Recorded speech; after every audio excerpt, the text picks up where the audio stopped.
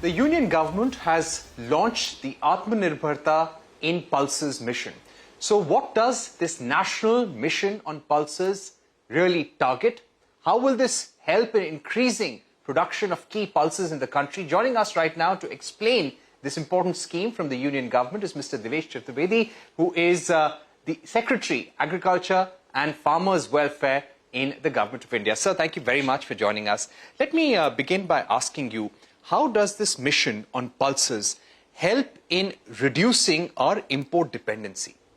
You see, pulses, India is one of the highest producer of pulses and also the highest consumer of pulses, because it is a very essential part of our diet across the country. So while we have tremendous achievement in past decade in terms of raising the pulse production from around 15-16 million tons in 14-15 to about 24-25 up to 25 million tons, but the rising income levels and the rising consumption patterns, changing consumption patterns have led to even more increase in the demand for pulses. So therefore now there is an import dependence of about 15 to 20%. And therefore, as part of the overall strategy of Atmanirbharta or self-sufficiency, we have launched this new mission, which is a renewed strategy for improving productivity, area expansion and assured income to the farmers. Right. So do you have a target in mind as to by what extent will this bring down our dependency or imports of key pulses in the next few years? So presently in 24-25, we were around 25.2 million tons as production, and about 6 to 7 million tons was imported. So what we plan is next 6 years we are targeting 35 million tons of production domestically, so that our import dependence comes to very minimal or zero. And for that, this about 10 million ton increase, it will be done partly by area expansion, but more significantly through productivity improvements. Right. Now, the total outlay of this scheme is around 11,400 crores. Give us a sense of how this is going to be used in increasing the yield. So, see, it has several components. So one of the key components is that the ICR and its chain of agriculture universities and other institutions will be doing cutting-edge research. They are already doing it, but they will be now expanded to cover hybrid seeds, cover high-yielding varieties of most of the pulses which are grown in this country, so that we achieve at least 30% improvement in productivity in next 6 years. In last decade, we achieved about 20% increase in productivity.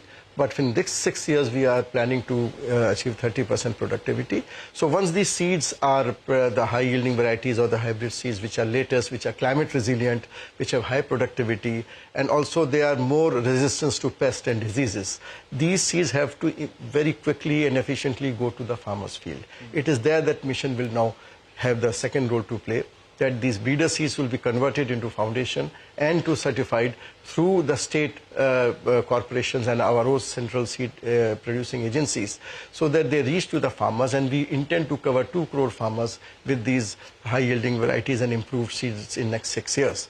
And the second aspect will be that we have about 27.5 million hectares covered. This we'll be expanding to 31 million hectares through using the rice fallow land across the country, because as you know that this is pulses are the varieties which require less fertilizer, less water. So the rice fallow land can be easily utilized to convert it into, many farmers can immediately start growing pulses, and we will train them and will provide them seeds to ensure that the area expansion takes place. Right. The government has also said that there will be 100% assured procurement of 3 key pulses: urad, tur and masoor. But what is also being said that in order to make this plan effective, the government will also have to look at an import duty hike. Is that something that we can expect as a next step, sir? You see, import duty is something which we'll be monitoring. And as you know that in last few months we worked with the ministries, other ministries, and had a decision of 10% import duty on chana and 10% on masoor, which helped not only keeping the market prices close to MSP, so the farmers got very good returns, but because the duty was not so high, it didn't have any impact on the inflation. So we will keep that policy overall to keep the import duty monitored. More than that, this assurance of procurement of these three important pulse varieties in which we are more import dependent is something which will ensure that the farmers are confident for next 4 to 5 years that whatever they will produce, if they want to sell it at MSP, they will be assured that all of their produce will be procured by us. And if the market is good enough, they can go to the market and sell it also. Right. So generally what you have done in past, like you've said, the government has hiked import duty of certain key agricultural items in the past. Would you say that something similar can be done and the government is open to that idea? No, I won't say, we'll just say that we'll just see that whatever is coming should not harm India's farmers' interest. And to that extent, this assured procurement of these three pulses will be good enough an incentive for the farmers to keep on growing and sort of make them immune to whatever the import or export duty structures are or whatever the global prices are. So that will be a major strategy in this mission. I would also like to ask you about increasing farm productivity. Now, this has been a major focus area from the government. Now, you've got the National Pulses Mission, which has been announced on a larger scale.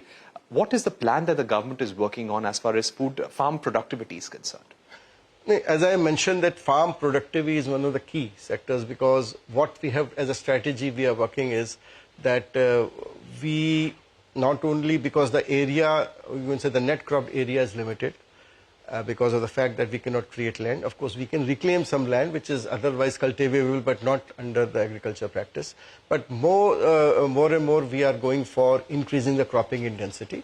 So we can have more than one crop in a particular area. So cropping intensity has increased over the past many years, and that will be the strategy in future. And the whole idea of rice fallow land being converted into pulses area is to increase cropping intensity.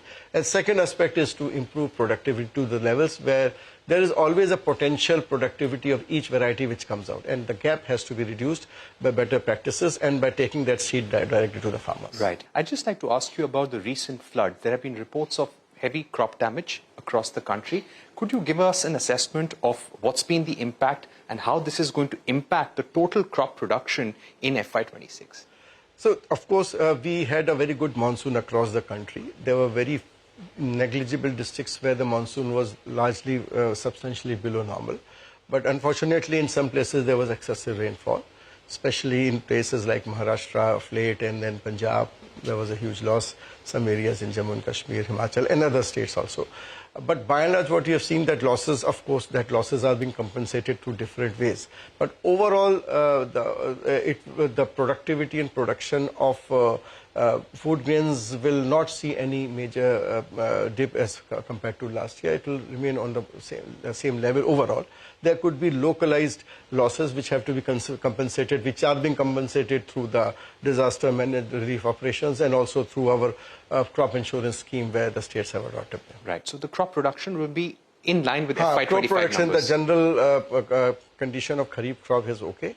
And the Rabi prospects look very, very promising because of these rains and the reservoirs being filled up. The possibility of a bumper Rabi crop looks quite possible, and that will also offset any little bit of harm which happened in the Kharif due to these floods or some extreme weathers. The government has also hiked the prices of the MSP for Rabi. How do you think this is going to help the farmers? So Rabi MSP has been hiked before the start of the season. Technically the season starts on 1st of October, and the Union Cabinet announced the Rabi MSP on 1st of October. So that we have, if you see, there are 6 Rabi crops which are covered. So we have the pulses, we have the mustard, and we have the wheat. And we presume that all these crops will have major area expansion because the prices in the market has been very good for mustard, for masoor, for chana. And also for the wheat also, the prices are very close to the market rate, and we will be able to ensure that whatever is the demand for the country, if enough will be, wheat will be produced by our farmers. Finally, inflation currently is at comfortable levels. What's your outlook on food prices going ahead? So as mentioned, that the inflation, because of good production in last year, 24-25, both in agriculture, cropping sector, as well as in the horticulture sector, especially the tomato, onion, potato. Inflation has been quite reasonably low. Food inflation has been quite low. In fact, at times it has become negative for some crops. So that trend will generally continue for the next Rabi also. And there will be small minor changes because of festival season and other thing, but that will be much less as compared to what had happened in last year. So it will be a very low inflation scenario for next 6 to 8 months at least.